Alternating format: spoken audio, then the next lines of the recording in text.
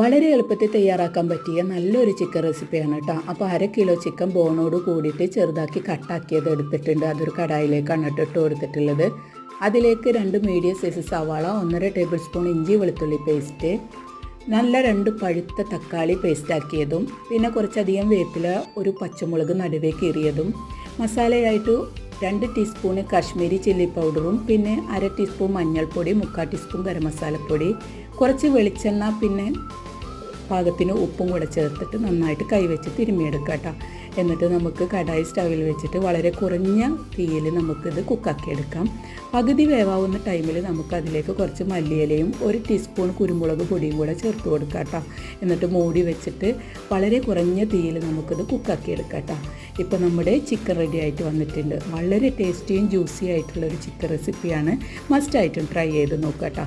അപ്പോൾ bye bye, thank you.